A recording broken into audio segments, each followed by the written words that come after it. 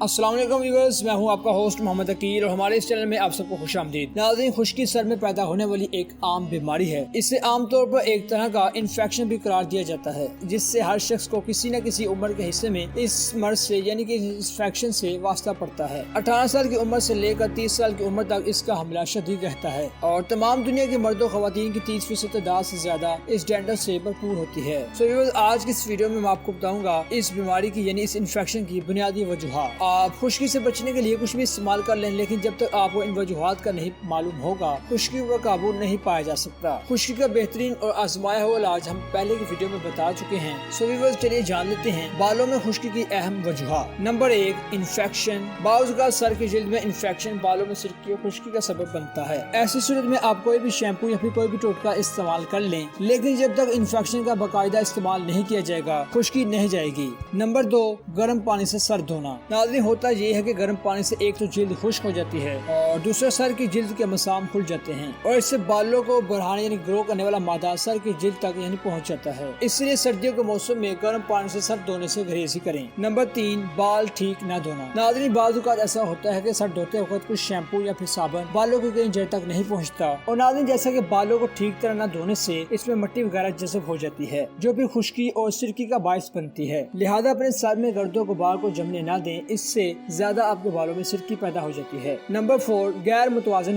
غذا۔ غیر متوازن غذا بھی بالوں کی سرکی اور خشکی کی وجہ ہے۔ اگر آپ خوراک ٹائم سے نہیں لیتے یا پھر غیر متوازن خوراک کھاتے ہیں یا جس خوراک کو آپ کو یعنی آپ کے جسم میں ہضم نہیں ہو پاتی، آپ اس خوراک کا زیادہ سے زیادہ استعمال کرتے ہیں یا پھر تلی ہوئی چیزوں کا زیادہ استعمال کرتے ہیں، اس سے بھی آپ کے بال کمزور ہو جاتے ہیں اور آپ کی جلد اچھی طرح سے گرو نہیں کر پاتی۔ نمبر 5، ذہنی تناؤ۔ بعض لوگ معمولی سی خشکی کی وجہ سے ہی بہت ہی زیادہ پریشان ہو جاتے ہیں اور جس کے نتیجے میں خشکی کا عملہ بہت ہی تیزی سے اپنا اثر دکھانا شروع کر دیتا ہے اور ان وجوہات کے علاوہ فیملی ہسٹری بھی اس حصے میں کچھ نہ کچھ وجوہات شامل کرتی ہے۔ اگر آپ کی فیملی میں خشکی کا مسئلہ موجود ہے تو آپ بھی اس مسئلے کا شکار ہو سکتے ہیں۔ تو ویورز، یہیں تک تھی آج کی ہماری مختصر ویڈیو۔ ہم امید کرتے ہیں کہ آپ کو آج کی ویڈیو کافی پسند آئی ہوگی اور آپ ان ریمیڈیز کو اپنی لائف میں یوز کر کے ان خشکی جیسی یعنی کہ ڈینڈر جیسی بیماری سے انفیکشن سے محفوظ رہ سکتے ہیں۔ اس کے ساتھ اپنے ہوسٹ محمد عقیل کو دیجیے اجازت، اپنا خیال رکھیے گا، پھر ملتے ہیں ایک اچھی نئی ویڈیو کے ساتھ۔ اللہ حافظ۔